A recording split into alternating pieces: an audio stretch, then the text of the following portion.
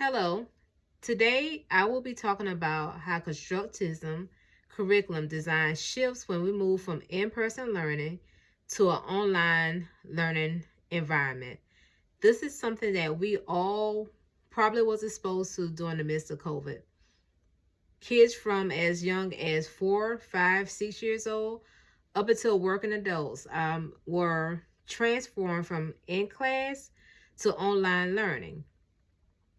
So using some of these ideas from Valdez and Reed's 2020 article, this reminds us that constructivism is about students building their own understanding through active engagement, collaboration with their peers, and reflection. So the question becomes, what happens when we take those same concepts online? First of all, let's go back. Let's start with learner centeredness. In person, it's easy for students, staff, educators, class facilitators to walk around and checking on students to ensure that they're either doing their work correctly, getting their work completed in a timely fashion. Just adjust the time while they're in the class. Online, it has to be much more intentional for the students, the instructors, and sometimes, of course, family members are also involved. You have to set structure and time when you are taking a class online or when you're teaching a class online. If you have family in your home, you have to be sure that they understand, hey, you can't come in the room while I'm teaching. Or if I'm doing work, you can't come in the room while I'm on a Zoom call. So like I stated a few seconds ago, you have to be more intentional. In synchronous sessions, there are breakout rooms and there are whiteboards to help students take ownership. I understand a lot of schools do not use chalkboards, so what we have is a whiteboard. Asynchronous students can move at their own pace while using choice boards or interactive modules, such as in Telepath is something that we use here at AIU. For example, if I'm working with students who have dyspraxia, which is a form of a learning disability, I might offer things like video demonstrations, drawing tools, or basically simple movement that help them complete those tasks at home. You know, you're not in the classroom, so you have to be interactive to be able to catch these students when they're facing difficulties. The next thing we have is being authentic. Constructive learning thrives when students work on real world tasks and ideas. Online, we can still do this, but we have to get very, very creative. We have to have real world examples. We have to have digital stimulations, home-based projects, or basic problem solving activities using everyday materials that we can keep learning meaningful while also being impactful.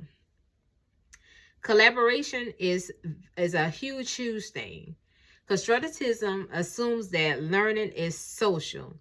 Online, that means designing meaningful, purposeful interactions.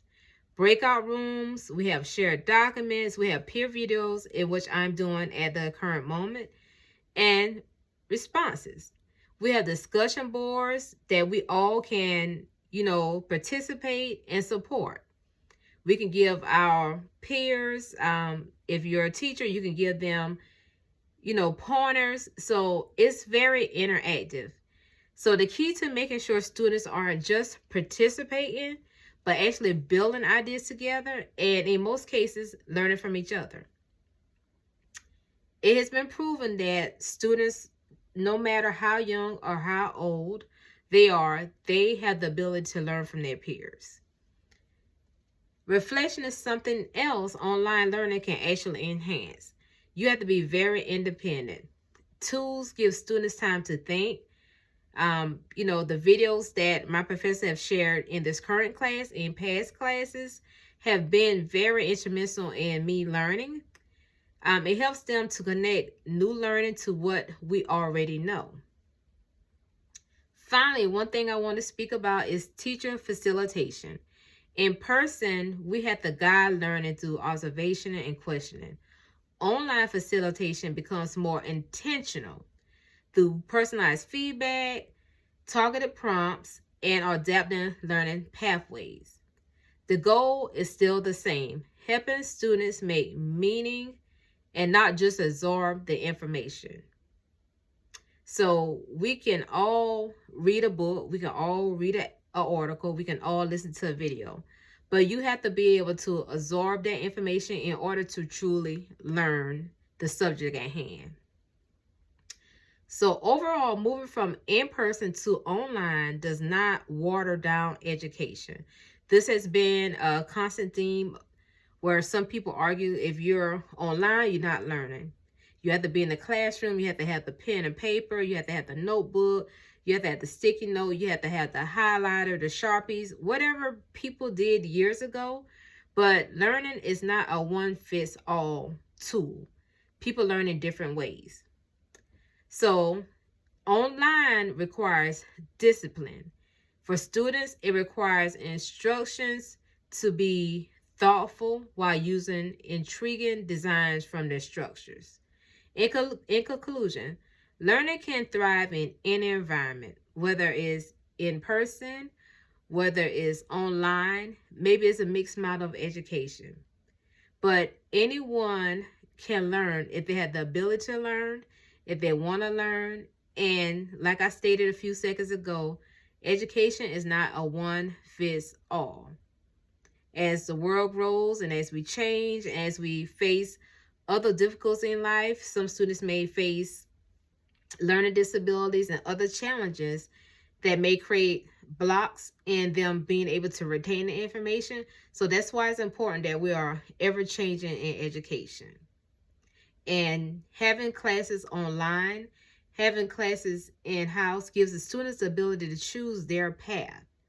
You may not be able to focus online, so you can say, hey, I choose to go to an in-class session.